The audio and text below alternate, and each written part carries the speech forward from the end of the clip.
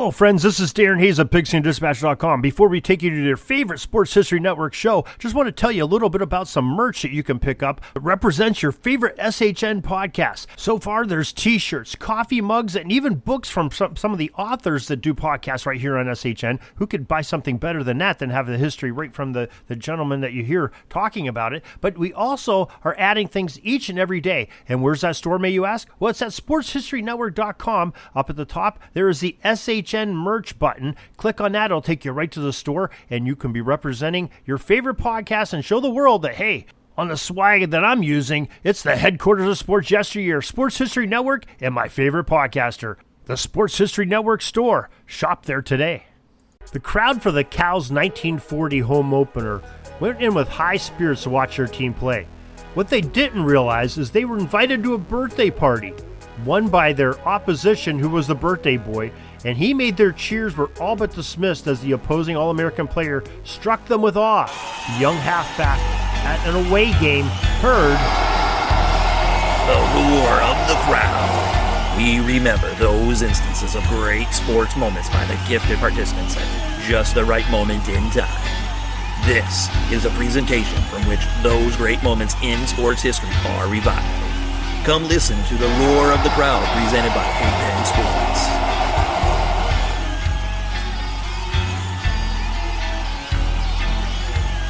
Hello, my friends of sports history. This is Darren Hayes of the Sports Jersey Dispatch podcast, and welcome once again to the Pig Pen, your place for all things great in sports history and a place for great positive football. Because we are here with a joint effort with Pigskin Dispatch, our sister company, going to talk about a great football moment that you heard the cheers roar from a crowd.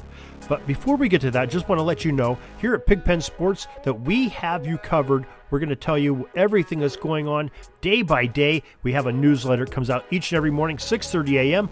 Be a part of it by a simple sign up.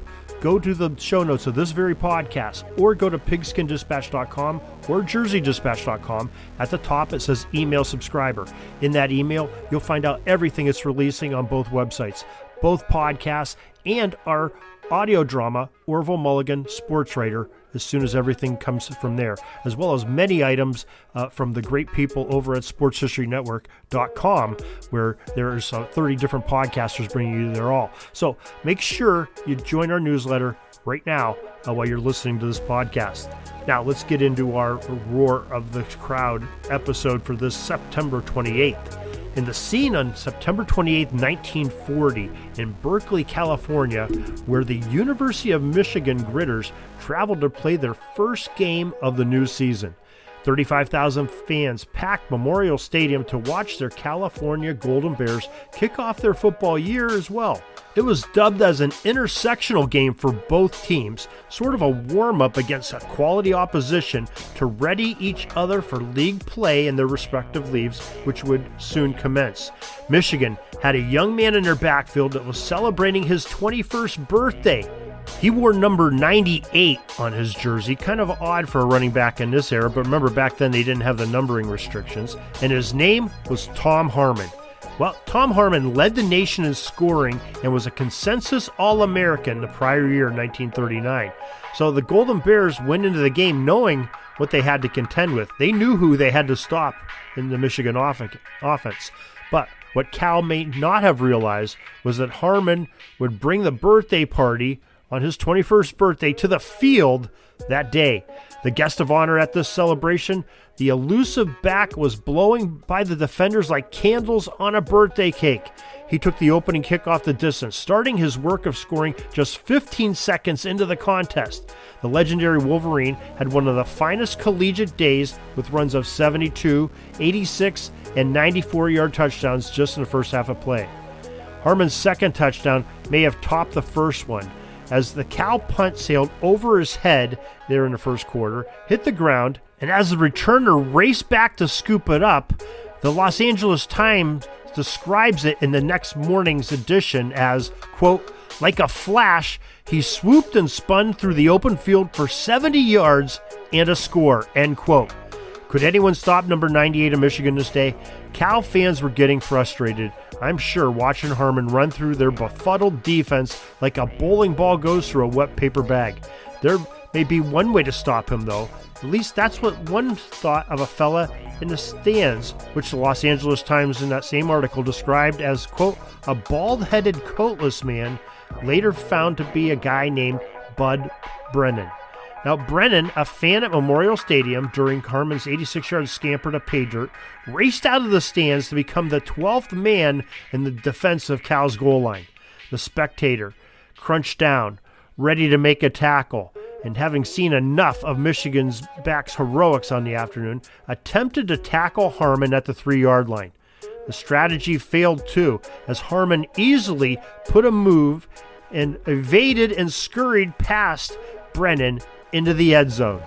Went past 11 Cal players and one Cal fan to score a great touchdown. The now embarrassed fan was quickly escorted out of the stadium by authorities, and his name is still in print, so I guess he did his job, but he could not stop Tom Harmon, that's for sure. Now, Harmon on that day scored 28 of Michigan's 41 points. Yes, the Wolverines won 41-0. Cal was a little bit embarrassed, but definitely Tom Harmon was a big part of that. In postscript, Tom Harmon won the Heisman Trophy, the Maxwell Award, the Big Ten MVP, and the Associated Press Athlete of the Year Award, all that same year of 1940. Harmon rushed for 844 yards on 186 carries and an average of 4.5 yards per carry and 105.5 yards per game. The amazing player also led the country in scoring for the second straight year with 117 points on 16 touchdowns, 18 extra points, and 1 field goal. He was inducted into the College Football Hall of Fame in 1954 and played in the NFL for the Los Angeles Rams in 1946 and 1947. The Wolverines retired his famous number 98 jersey from further use by any other players, and rightfully so, because he was definitely a workhorse for them. The 1940 Michigan team compiled a record of 7-1, losing to national champion Minnesota by 1 point. And they finished the season ranked number 3 in the AP polls. A few decades later, Tom's son would be a star quarterback for the UCLA Bruins, and then become a big name in Hollywood. His name? Mark Harmon.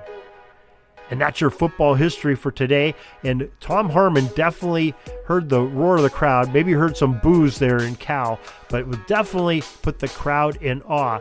And hope you enjoyed this bit of history that we shared with you today in this roar of the crowd with the great Tom Harmon.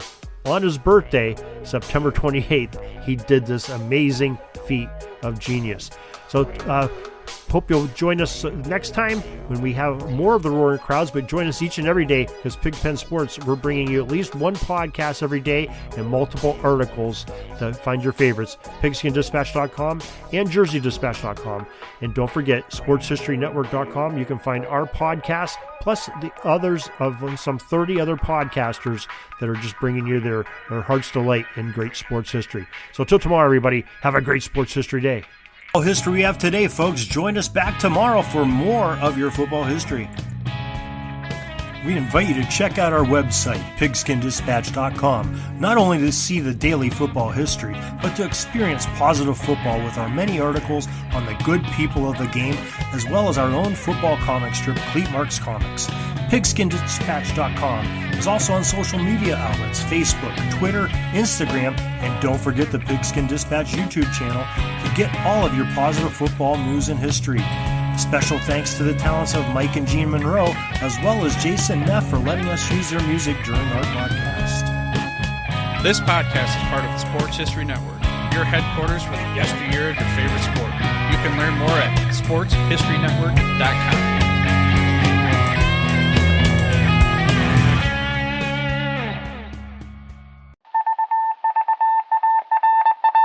It was just another ordinary day in the offices of the Pittsburgh Guardian newspaper circa 1924.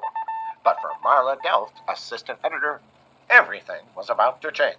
For she was about to discover the awesome attractiveness of Row 1 brand retro sports paraphernalia items thanks to Orville Mulligan, sports writer. And there it is. Wow, Orville, that's really the bee's knees. Isn't it just? A poster-sized replica of the actual 1909 World Series program cover. I can see that. But where did you get it? And where'd you get it framed? I ordered it from the Row 1 website, where over 6,000 items of sports memorabilia from the 1880s to the 1990s are available for reproduction in multiple sizes and in several different materials, with over a dozen styles of frame to choose from for prints like this. Well, I'm sure Mr. Delft would love to put up more of these in the office. But I'm equally as sure they're beyond this newspaper's budget. Not at all, my dear Marla. See for yourself. Go to sportshistorynetwork.com/row1. sportshistorynetwork.com/row1. Oh my, these are good prices. Oh, and look at this stuff. Oklahoma-Nebraska football, college basketball art, Michael Jordan items. And so it retro was that sports Marla Delft advertisement discovered the placards. splendiferous magic of Row 1 sports memorabilia, arts, and prints. You can too by visiting sportshistorynetwork.com/row1. That's ROW1 today for access to the full Row 1 catalog of gallery prints and gifts like t-shirts, long-sleeve shirts, telephone cases, coffee mugs, blankets, pillows, towels, and even shower curtains. Act today for a 15% discount off all prints with coupon code SHN15 and 20% off all other items with coupon code SHN20 at checkout.